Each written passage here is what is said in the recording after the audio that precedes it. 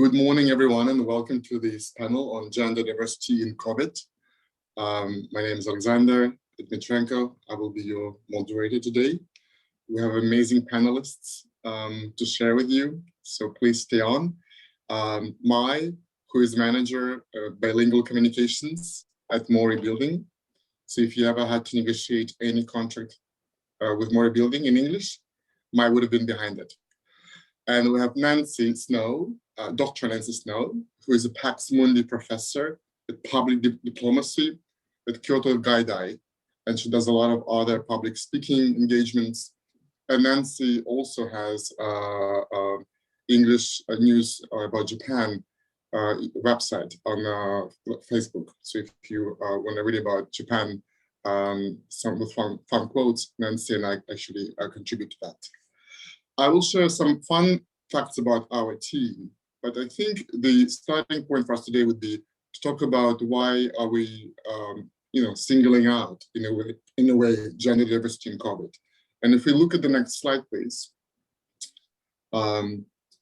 what we wanted to share today is, some of the statistics that was put together over the last year, and I wanted to invite Vicky, who is our Lifeline director. I should have mentioned I'm a TEL board member and had the pleasure of working with Vicky for a long time. And Vicky will open the proceedings with really setting the tone about gender in COVID. So Vicky, can I pass to you, please? Thank you, Alexander. Yeah, so I just wanted to share a little bit about some of the challenges that the LGBTQI plus community been experienced in this past year or so. So there was a study in Japan, a 2020 study in Japan that we put up here for you, that found that 38% of the LGBTQI population have struggled with things about sexual assault or rape. And that's a big issue that this community experiences. A lot of bullying, a lot of stigma, a lot of assaults. So, and particularly within the transgender community, and particularly transgender women. So when we think about this population, even before COVID, they were quite a vulnerable population. In the UK, during actual COVID, one of the studies that they did there said that there was a lot of intimate partner violence that was going on within these relationships. And that's something that I highlighted in the first session this morning, that was a real increase in stress and pressure amongst all relationships. And sometimes we think, well, maybe that's only within the heterosexual community, but it's within all relationships. And so I think it's important to remember that within a community that's already feeling a lot of stresses, and that this group were also experiencing a lot of anxiety and depression. And then when I look also over here at some of the slides that the points that we've put together, TEL's put together, looking at some of the issues that the LGBTQ community face, it's quite challenging for this group. And at the end there, you can see that many of this community ended up going home or in places where they felt that they really couldn't talk to anyone about either maybe who they wanted to be, about maybe their identity, about maybe challenges about medication. So they felt really quite restricted in the resources and the supports that they had going for them. So the fact that we have this community, we have Mai, we have Alexander, we have Nancy here talking about some of the challenges within this group is really fantastic, because we do know that this community is more likely to end up taking their life and struggle with mental health challenges because of the support that they experience within the community. So thank you, guys. Vika, thank you for setting the tone a bit on the grim side. So we'll try to make it fun. Indeed, our community, even before COVID, has had tough experiences. But we're here and we're queer, and we want to be able to share with you some of the good stories. So to start off the proceedings and to better introduce our panelists, I asked them about their fun facts. So Mai mentioned to me, which I didn't know, that before becoming a full-time manager at Mori Buildings, she actually spent 4 years as a private tutor to Mori-san in English.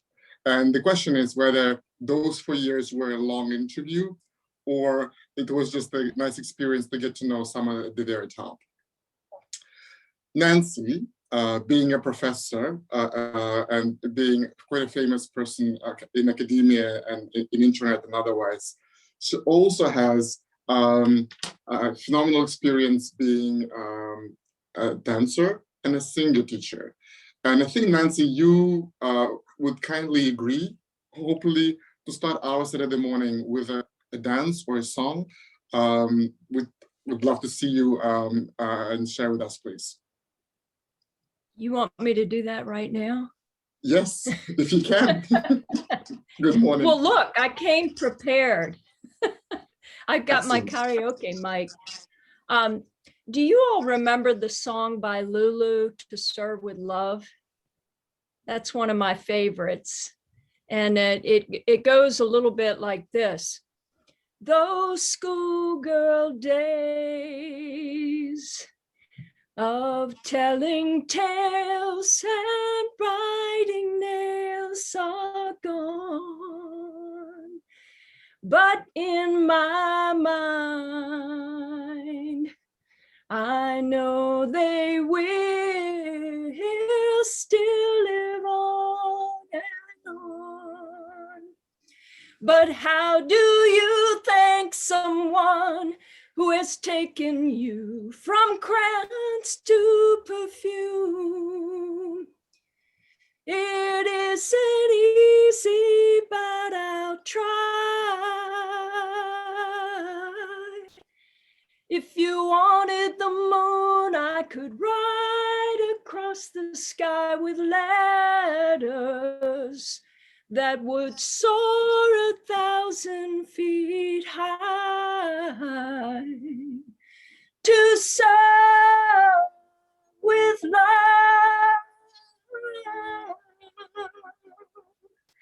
That was not very good because I didn't know I was going to start out like this. I have to warm up a little bit. Well, Nancy, we'll all look forward to doing it with you in karaoke live eventually when COVID passes. So, okay. Sorry to call you right away, but I think it's beautiful opening From the Moon and Back. Nancy Snow, thank you so much. That is really, really bold. And someone says bold and loved it. Thank you, thank you, thank you. And now can I add why I did the song though? Because I've been so inspired by the first session. I just was on the one on diversity and the speakers were excellent. And what really struck me with that was that sense of knowing who you are and your identity pre-COVID, during COVID. Really, the reason why that song, To Serve with Love, means so much to me, it's about a teacher, thanking a teacher. And when I was growing up, teachers were my rock stars. So the first time I had a sense of myself beyond just being a little girl was when I was 10 years old. And my teacher handed back a paper and said, asked me, have you ever thought about being a writer? And that just, I became wide-eyed and I went home and I talked to my mom about that.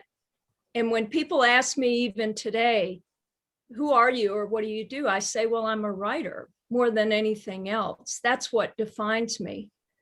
And throughout the day, this session and beyond, we have to really get in touch more than ever in who we are, because it gives us that core and that strength to then be compassionate and show sensitivity to what everybody's going through. I can't get over the fact that we're all living a trauma together. So it's global, it's national, it's regional, it's individual, it's community-wide. And, you know, I worry so much. The news can really get me down because I see a lot of fissures that are getting more aggravated than ever, that sort of pulling apart when we need to find those common spaces. But we all have a great need to know who we are. And so even though I sang that a little flat, the words meant so much to me at that time from that teacher. And indeed, that was in Richmond, Virginia. It was a very integrated public school. And that was my experience of living with diversity and having an African-American teacher tell me that I had this talent that maybe I wasn't aware of. I get goosebumps even now about that teacher so long ago, in the 70s, no less. So those are just some opening remarks, but I hope this session that we can really hear from a lot of people, because again, I've just been so encouraged by what I heard at the very beginning in the first session. It was a great mark from which we can kind of go the rest of the day. Well, with your song and performance, I hope we went to the moon up. Nancy, thank you for sharing. I probably can speak for many of us. Not all of us would be out there on Saturday morning singing away. We still, I think the whole COVID experience has been, about cocooning and maybe, exploring your introverted side. I had to do it and I actually liked it. But I wanted to ask my one kind of also opening question. Nancy, you talk about the identity and my, gender and identity. Anything you'd like to share with us, personal or otherwise? Gender identity is very important. It's something which most of us take for granted and never question. It's for those of us that have to question it that it becomes a bit of an issue, a focus of our lives, which is why I'm going to talk about specifically how the COVID restrictions impact the trans community. But yeah, gender is something which, until you question it, okay, yeah, that's who I am.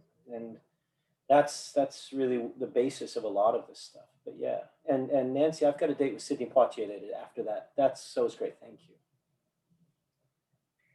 Indeed.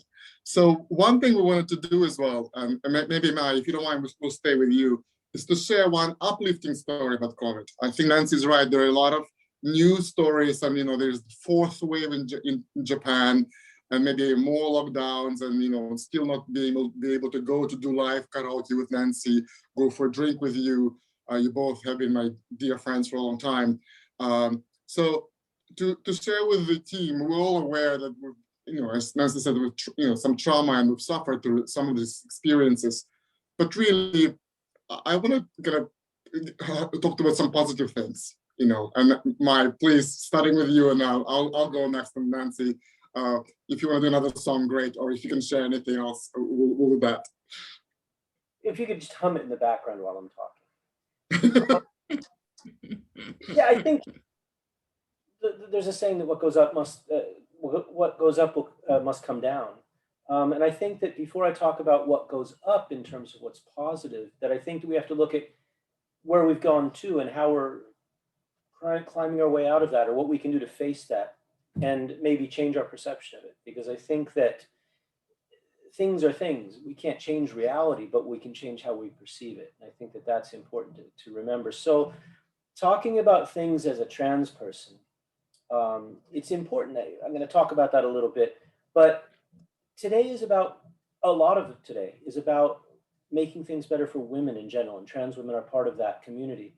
And I think that that's the overriding theme we have to look at. So it's not just about trans women, but just women in general, because there's so much stress, there's so much heartache, there's so much tough stuff that everybody's going through, and hopefully we can change that. The things that are common to all of us, we're unable to leave and return to Japan very easily.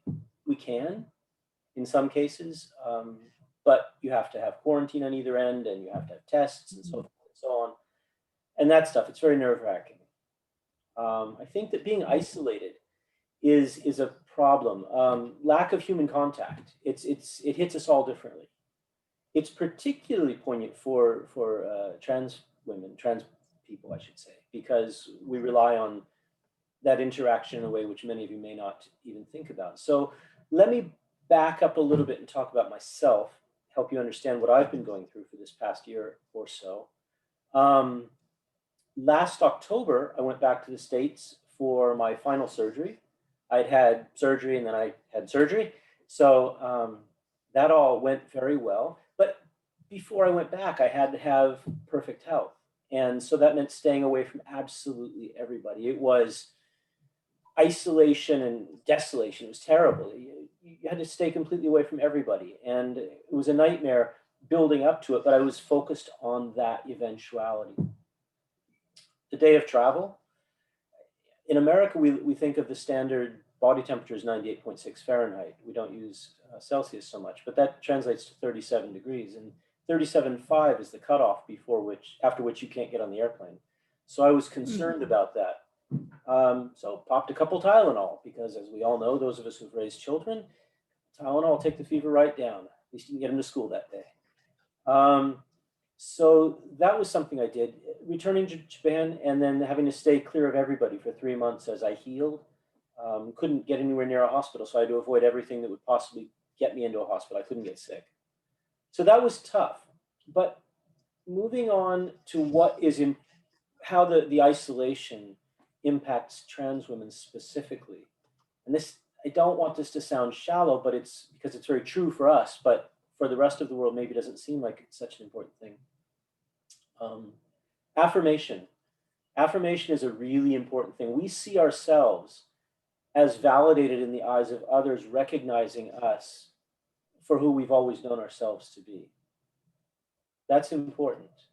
It's not about, do we look pretty? Do we not look pretty? In the case of trans men, do we look handsome? What we have to think about, it's about being seen.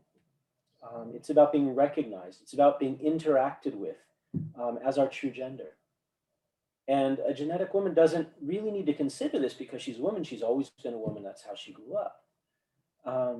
But trans women, we're playing catch up. We're late to the game. And so we need to really, we've lived a large part of our life in the wrong skin. We now need to have extra affirmation. So isolation makes this all but impossible. And the supermarket trips once a week really don't help. So we Zoom, and then we channel our energies a little bit to work on things that we can work on without this face-to-face interaction. And that's the written word on chat boards, emails, conversations with friends.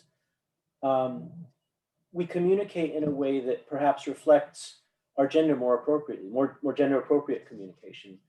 Not words per se, but an attitude. There's definitely a difference in the way things are approached by many of the people of each of the two main genders.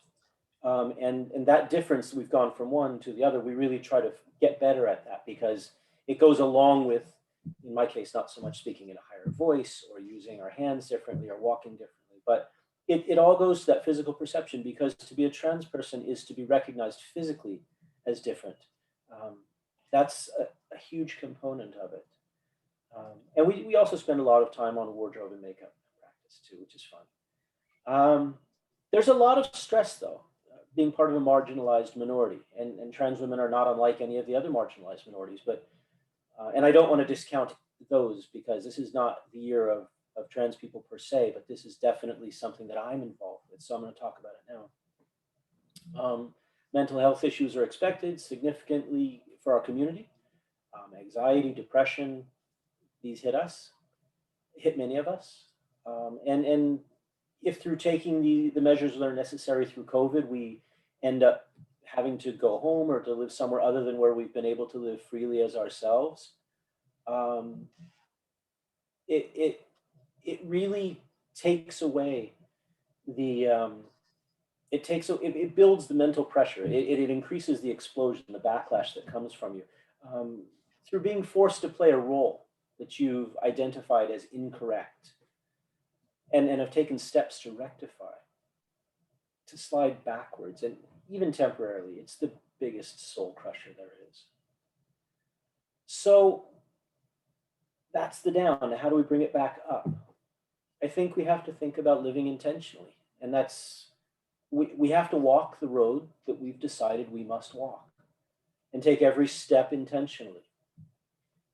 But when you walk on any path, you're going to run into logs across the thing. You're going to have stones in the way. There are going to be roadblocks. So how do we do that? Well, realize that as a trans person that, first of all, you're not that special. because other people of your gender face difficulties as well, and they don't let that define them. And so we can take a cue from that. I think that's very important. Taking a cue from how genetic women interact with the world that throws them so many curveballs is important for trans women specifically. Worrying incessantly about your gender after you know what it is, and after you have taken steps for the world to see it that way, worrying is a waste of time for trans women. So how do you approach this? Well, and this goes back to what Nancy was saying. The goal is for you to know. And the rest of it will just be the normal struggle that we all face. So know yourself and live intentionally. I think that's the most important message I can give that leads to positive things, I should say. There you go. I'm happy to answer any questions. You'll be more embarrassed asking them than I will be answering them. So feel free to ask whatever you like. Thank you, Mai. I mean, extremely powerful and beautiful. And thank you for sharing your personal story with us. Obviously, it's a tough journey. And I know that just 10 days ago, we had the Trans Visibility Day. And as a reminder that, it's important to be visible, like you're saying. So hopefully, going forward, we'll have many more good experiences.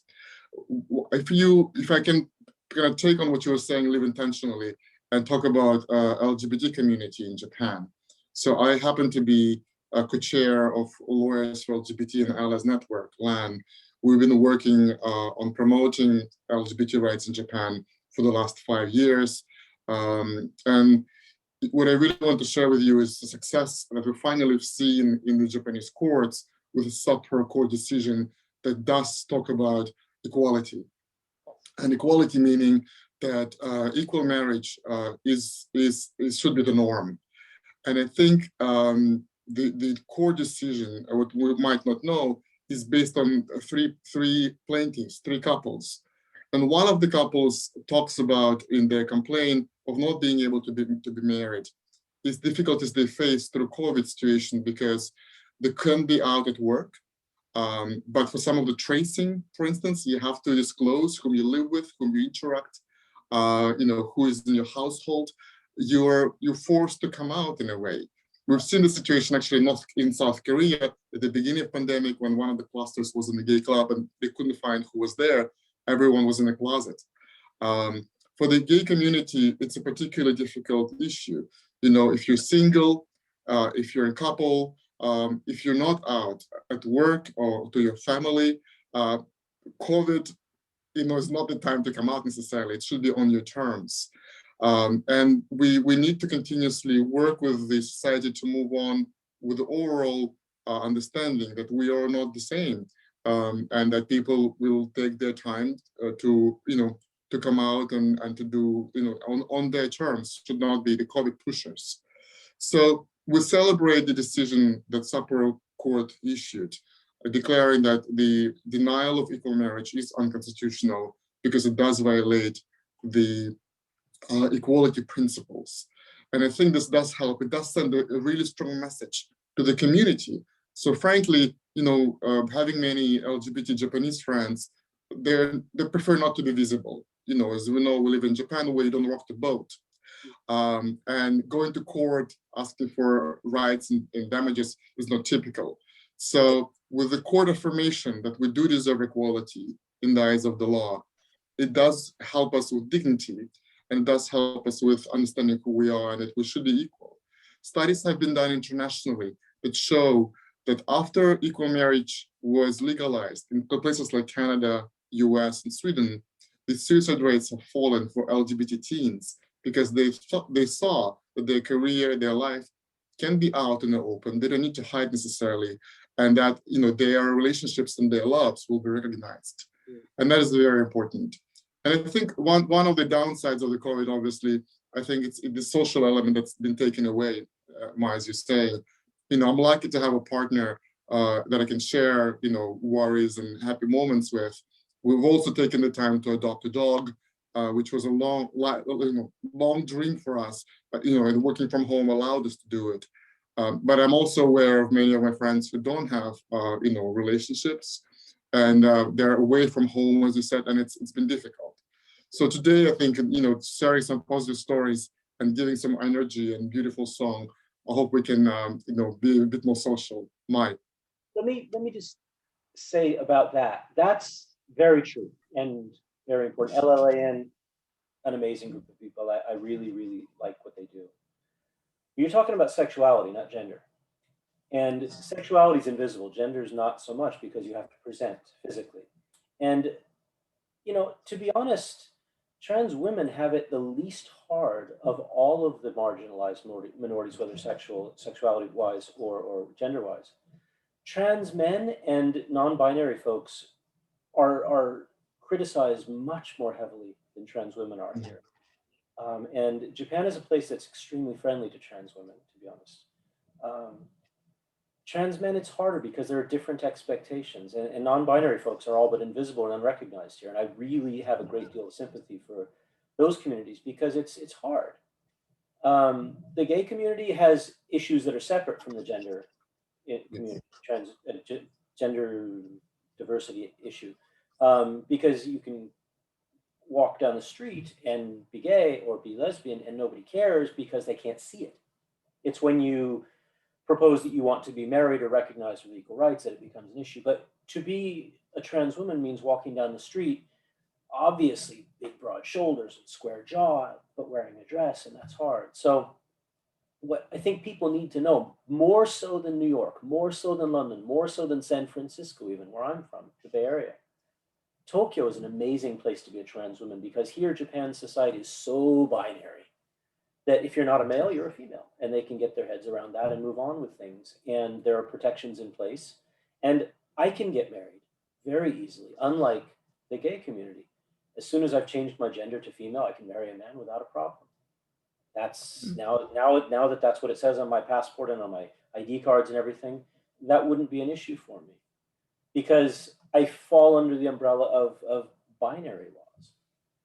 And so, yeah, the gay community suffers from marriage equality, absolutely. But I think that what we're looking at here is gender diversity. Gender diversity is definitely something which it's hard to deal with, but it's a personal trial more so than it is a public one here in Tokyo. Tokyo is a very welcoming place to trans women, to be honest.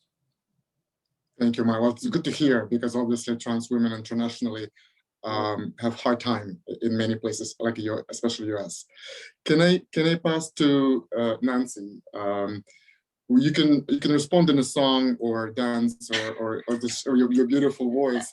Nancy, it's the same question, being in academia and being, visible in the sense of, famous, really. How has COVID been for you, and any positive, developments or thoughts you want to share with us? Believe it or not, it's been positive, at least at the very beginning. I wonder how many of you went through this when we first faced this new reality. I don't know, I had this enormous energy. Now I don't have it. I wasn't able to sustain it. And I was also outside of Japan. So in terms of who I am and what I do, I got caught in the United States. I was supposed to be going on an exchange to China, no less. And I had prepared myself going through a 10-day noble silence meditation retreat for China, for Beijing.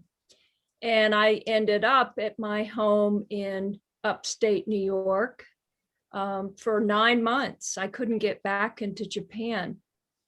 So I was able to maintain my connection by doing a lot of Zoom panels, but also writing from a distance with the outsider eyes, monitoring the way Japan was handling COVID. And it gave me a little bit more of a sense of control. So I wrote a number of articles for Nikkei Asia, and I continue to write for them. And that was, again, it was some busy work because I was sheltering in place the whole time in anticipation of being able to go back to Japan. So a lot of social isolation.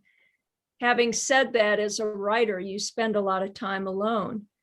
but at the same time, we're not just one thing. And I'm very social, and I have dramatically missed the social interaction, the face-to-face. Even the Zoom can be very fatiguing.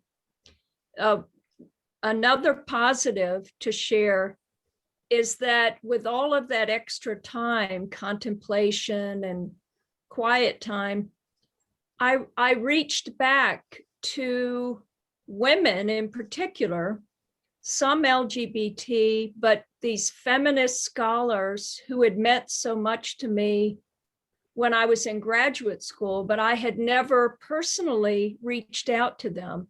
And now that I had time on my hands, and I figured they had time on their hands, emailed, and I heard from all of them, and I just complimented them for their work. And with several of them, we had conversations started, and it again inspired that I need to add more gender to my own research. I talk about it often in an op-ed, but I hadn't really critically analyzed it. And so now I've got this network of women scholars, and these are women in their late 70s. Cynthia Enlow is one. If you've read anything on gender studies and IR, you always come across Cynthia Enlow. And it was extraordinary to get that positive, sort of that passing of the baton. So if I could encourage you all, it would be reach out to the people whose work or whose words have really impacted you, because they're probably more available now than ever. And you might think, oh, I can do it another time. But that vulnerability, that shared vulnerability that we all have right now, is that opportunity to have that closeness and that community. I know I mentioned that earlier, that affirmation that Mai mentioned as well. So when I returned to Japan, though, it hasn't really sustained itself. And I found myself, my energy has flagged a bit. Part of it is that I'm not in the classroom. So the classes continue online. And I really miss that being enveloped in the senses, because for me, really not speaking Japanese, I need all these other stimuli when I'm communicating with people back and forth here in Japan. So it's something that I have to kind of re-engineer in my mind. How can I get back that sense of creativity and reaching out to people? And it's there, and it's starting to return. But it's recognizing these different sort of gradations that you have. It's almost like going abroad. We used to talk about that honeymoon period, and then you reject everything about the culture. I think COVID does that to us, where we sort of, then we come to this sort of more of a medium space where it's not all bad and it's not all good. And you learn to sort of live and adapt to it. But we need each other in that adaptation. The more that we just sort of hunker down and isolate, and I'm speaking for myself, but as a lecturer, I tend to say we really need each other more than ever. And we need to talk to each other and share what we're going through. So I often get joy actually hearing from somebody who can sympathize and understand what I'm doing, what I'm going through, what they're going through, and we share that, and we feel really, we get energized by that because we've had that shared experience. So really want to encourage you all to do that with each other. Maybe you're already doing that, so please let us know in our discussion in our time right now. Indeed, Nancy, it's a great advice to, reach out to people you may have always wanted to reach out, but felt shy, didn't have time, and reconnect with people maybe you haven't been in touch for a while, and make it a bit more social element, right? There's a song there too, reach out and touch someone. Don't get me started. Well, I'm happy to get you started. So we have about 20 minutes left, and we welcome questions from, I know we've seen some comments coming in, and I think it would be great to hear any questions that may come up. If Catherine, unless there are any questions, I wanted to ask, maybe I'll start with one question.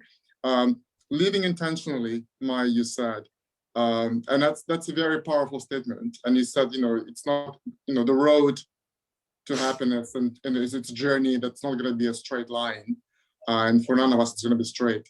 So any advice similar to what Nancy was saying in terms of finding one thing you could do, that would be advice for all of us? That's a tough one, because what's advice for trans people is different than what's advice for everybody else. I think in terms of just making it through COVID, we all have to figure out a way to deal with the lack of social interaction. That, I think, hits us harder than almost anything else. We likely sleep different hours, we likely drink less, we likely cook better food. A lot of these things are probably the case for many of us in isolation, but we miss people. And whether it's affirmation, or whether it's just talking to an adult because you're just talking to your kids the whole day, there's a lot that goes on. And I think that's what it is for everybody. In terms of trans folk, what you can do, I'm looking at some of the comments, and I'm seeing that people disagreed with the fact that I said that Tokyo is a trans woman friendly place. I don't know let's see. When I talked about that, what I'm looking at is how easy is it to get your gender recognized? And that's as simple as going to the city hall and changing your ID card. It's really basic. Walking into a place and having a job, it's painless, it's easy. People can't discriminate against you legally. If you're young and looking for a new job, I've recently been communicating with a trans person here in Tokyo who has had incredible success with that. They present very well, and I was impressed. And it has to do more with how you face adversity. People are going to tell you no whether you're trans or not. And you're going to get more no's than you will yeses when you're looking for a job in any environment, but in today's economy, my goodness, certainly so. How easy is it to walk down the street and not have people stare at you and point at you? Really easy here, because it's culturally inappropriate to make people feel uncomfortable in the common areas of Tokyo, of Japan. I think that stems from the agricultural society. You can't have any member of the society not feeling good, because then somebody starves come the winter. In the West, you're forced to, by laws, not to stare at people. And so people stare but pretend they're not. And it's hard. So here in Japan, that doesn't happen. Culturally, it is an imperative to be in the common areas, the hallways, the trains, the streets, nice to people, or at least polite to them. And politeness involves not staring and pointing. A group of teenage girls are going to point at you, certainly. But then you smile and it totally disarms them, and it's fine. So I would be curious you can go, I go to the hospital for a physical, I'm shown to the women's changing room, and I'm treated that way.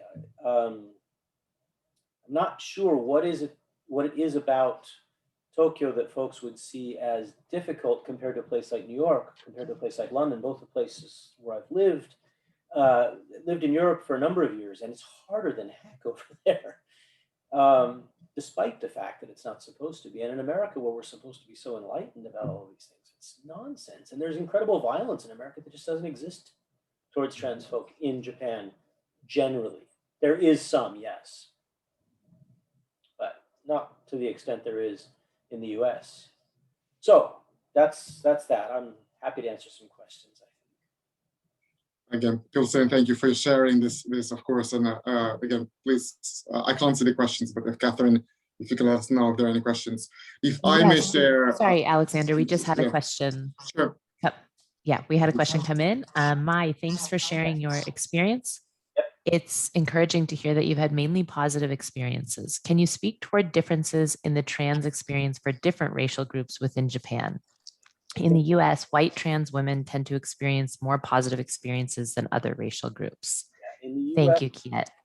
For the US, the Black community suffers not just because they're Black, but because Black trans women really suffer. In the US, that's a horrible thing, but we've got insane systemic racism in the US. A country which was put together by a lot of people who are now being prejudiced against, and it's horrible. But in Japan, it's different. It's similar, but it's different. White people here, in general, don't have the same position they might in society in the US, but the Black community here gets discriminated against just the same way they do in the US. And it's going to be worse no matter where you are. It's a messed up world that people that are white can't see that, because that just makes them a racist. And even if they say it doesn't bother them, it makes them a racist. And if they're not helping racism, they're supporting racism. You've got to stop it somewhere. And so, yeah, white people are going to have an easier time here, because for a long time, stemming back to the 70s and 80s, when the German language was used in preference to English in a lot of situations, specifically medical, and then later English becoming the trend. Looking at the English teaching community, there was a huge difference in the way a student would look at people from different races. So yeah, it is a big thing here. It's an unfortunate thing, and it's not to do with Japan. It's a global racist world, and unfortunately, that's just the way it works. So yeah, I don't know if that helps. Asian trans women, as a non-Asian, are blessed with features that work really well when it comes to presenting as a woman. So I imagine that for Asian trans folk, it's a lot easier in that respect, at least for trans women, because I'm immediately recognizable as having been born male. The Asian trans women, not so much. So there's that. There's another question coming in. Yes. Yes. Thank you. Socializing. Mai, is it okay? Yeah. Can I go ahead and read it? Yeah. To Mai, could you share your experiences socializing with the locals as a trans woman? Do their perception change once they know you identify as a trans woman? I hate to say all Japanese this or all Japanese that. I don't find that that's an appropriate way to describe people. I can't put people in boxes like that. I think that the two big boxes I can put people in is that women in general are a lot more open to differences in people than men are. And I think that's true the world over, but here in Japan, the women of Japan have been like, hey, welcome to the team. When I first came out at the office a number of years ago, for the first year, I didn't use the restroom, the women's restroom on our floor. I used one on a different floor, because I didn't want, although the company said as of today, she's presenting as Mai, you don't know her as this person anymore, blah, blah, blah. That's fine, but their heads hadn't changed. The rules had changed, but they hadn't gotten their heads around it. So I spent a year letting them get their heads around it. And we talked, we interacted in work situations. But when it came to the bathroom, that last refuge where women really just can let their hair down, literally and figuratively, I kept my distance. And then after a year, I went in and I was trepidatious. It was scary. It was like, But a young woman in our company came up to me, and just as she was walking, I was at the sink fixing my face, and she just tapped me on the shoulder. She said, "It's so good to see you in here." And I realized, yeah, this is okay. Women are really accepting. Men, depends on their age group. Men that are 50 and older are like, live and let live, whatever. They've gotten to a point in their lives they don't care so much as long as it doesn't negatively impact them. Young men in Japan, the world over, really look at me like, so why is this an issue? Because they've grown up with it being okay. It's the 40-year-olds or so that think they're going to catch it like a cold. But after a week or two at the office and in I don't go to bars anymore. It's weird. None of us do, actually. But when I was actually going out to bars, people would see me walk through the restaurant. I'd sit at a table and I'd walk through, or I'd go to a bar and I'd stand there. People were cool with it here. It was really easy. Again, it's a binary society. It's a horrible place to be non-binary, I think, but for binary folks, it's pretty cool. And for trans women, guys have this switch in their brain. Okay, that's a guy, that's a girl. And they pigeonhole you and they're done with it. So socializing was easy. Socializing was really easy, actually. Maybe that's just because I have a positive take on the world, but I think that I interact with a lot of people, and I gotta say that compared to Europe and compared to America, this is a very easy place to work, to interact, to live. So yeah, socializing with, interacting with locals, there's a time lag for men, there's not a time lag for women, not at all. So, does that answer the question? I don't know whether it does or not. I'm babbling. We wanted to know your story, so thank you. I think it does answer the question, Maya. Thank you so much. Can I use the opportunity to pass the mic to Nancy and maybe ask you, as a professor, and I see a lot of young people join today, as a professor who's dealing with the younger generation and maybe thinking about COVID again, has there been an impact, or again any advice or any comments that came up from your female students or trans students, Nancy, and how, what would be your advice or any stories you want to share as a professor? Even teaching online, I've had students open up to me. I had a very small class in the fall, really just with a handful of students. And it became almost like a counseling session with each other. They really talked about this transition from the university to going into full-time work. One of the students ended up, I asked them to write a paper about dealing with some suffering because I wanted them to get in touch with that at this time and how it relates to becoming a leader. The class was on global leadership. And the student described going from the city to a smaller town and really being kind of an outcast, even though she was Japanese, she didn't know anybody. And she had to figure out a way to be accepted. And the more she told her story, the more people were curious about her. And she then went abroad. And this is something that I'm doing research now on Japanese women going abroad. It's a majority now at the high school and the college level.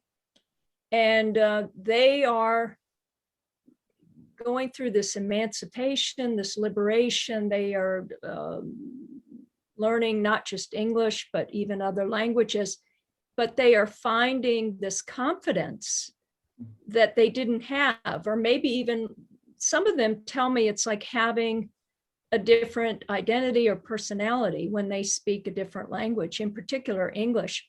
So this student of mine, I talked to the New York Times. It was a story about the gaffes, about women coming out of the Olympics committee, and the writer wanted to talk to some young people, and my student ended up being actually quoted in the New York Times.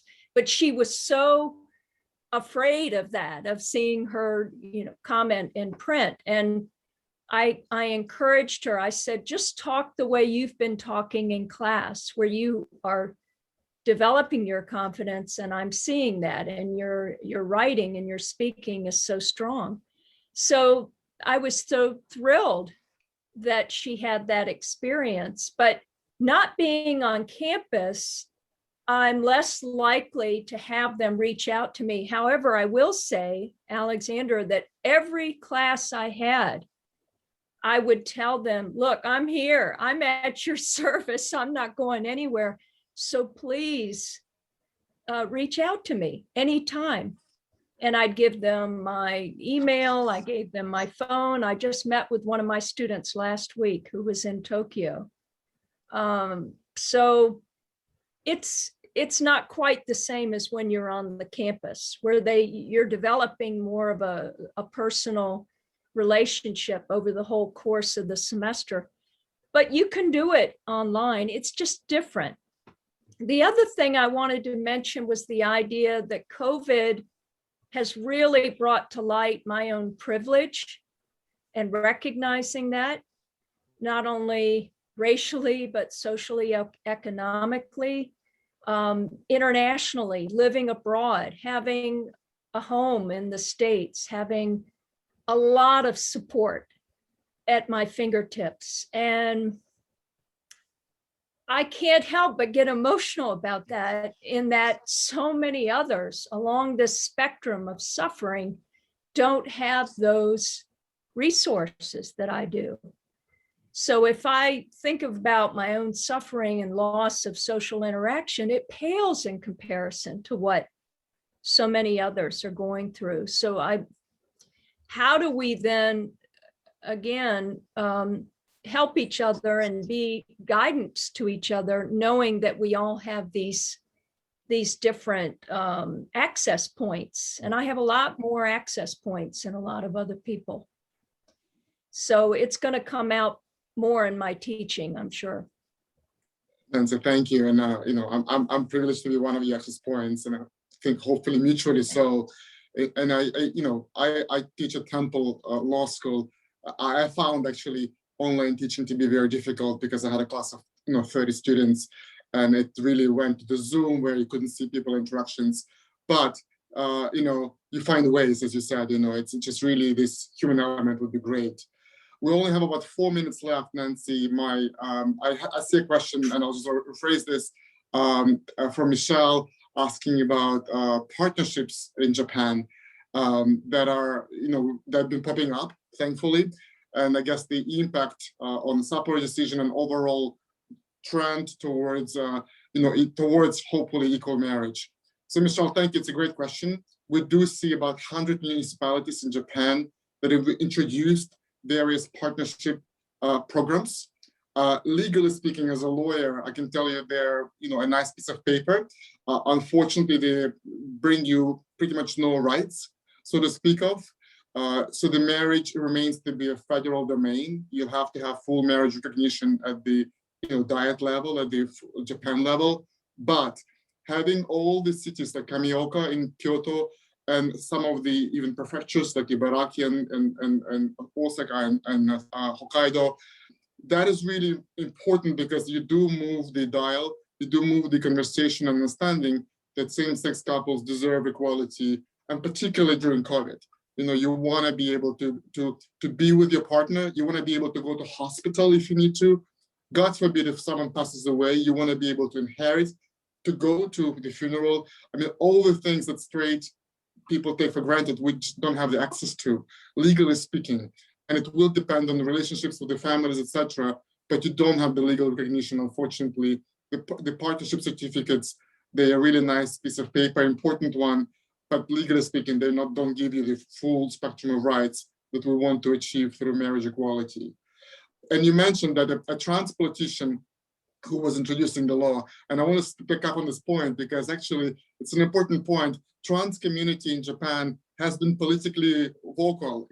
One of the very first, partnership legislations in Satagayaku also was initiated by a trans woman. And we see quite a few very famous, very strong and amazing trans politicians.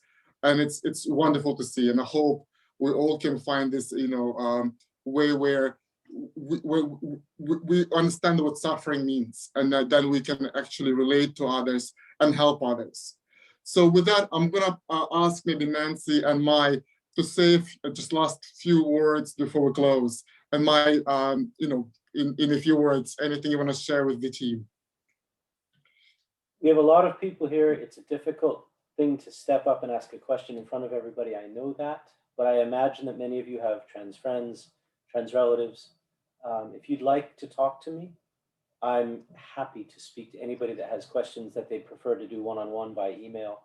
I think that there are a lot of questions in people's minds that just don't get asked, and here's an opportunity. You can speak to me. I'm happy to entertain any and all questions, conversations. I think that when we all band together, it's easier, and it's hard now during COVID to take somebody and say, let's go to the bar, let's try stepping out together. But with Zoom, we can do it. With mail, we can do it. We can figure it out. And if I can help anybody's life get a little bit better who's experiencing trans issues, whether they're their own or those of somebody else, reach out to me. Happy to do it. Thank you all for listening and participating today. Thank you, Mais. Thank you. You're almost competing with our TEL. So, in terms of providing counseling, but it's the same thing, I know. Mai, thank you. And Nancy. Yeah, I was just reading the comments in the chat section, and thank you, Eleanor. You've really touched my heart, this idea of gender diplomacy or gender diplomats. I'm going to continue to work in that arena. Having had that experience of reaching out to my 4 sisters in international relations and feminist scholars, I'm really committed now in this COVID era to mentoring younger women and men, but serving more as a champion, a cheerleader for junior scholars and junior faculty. I know a lot of junior faculty are going through a tough time because universities are not hiring at the rates they were during the pre-COVID. And I'm in a position now where I'm at that level that I have more time to really help people, and that I'm not on the tenure track. I'm already beyond that. So my message to all of you is that we're all mentors. We're peer-to-peer mentors, we're senior to junior, but it's really important to recognize those who've helped you and to continue to pass that on. And it is so energizing. And that's what I'm looking for every day now, is to get more energy and more of that sense of waking up every day and wanting to serve and also learn something new every day. So thank you all for all of your comments and your information. And for those of you online, for everybody tuning in, it really meant a lot to me. Thank you, Nancy. And again, thank you, Mai and Nancy, for being sharing your morning with us and sharing really your heart and wisdom with us. If I can mention just, from my side, we have 1 minute left. As a lawyer, my advice to you not to get into legal trouble. Stay away from legal trouble. So keep up with the law. And as I have another function. I'm a Concord Taishi. I'm ambassador for Hachijojima. So if you wanted to escape to a different part of Tokyo, please come to the island. It's beautiful. It's refreshing. It's an escape. And Japan has a lot to offer. So please do come and stay in touch and stay out of trouble. Thank you so much again. どうもありがとうございました。よろしくお願いします。Thank you, everyone, so much. Please join our next session. The Zoom link is in the chat. Thank you. Bye. Bye.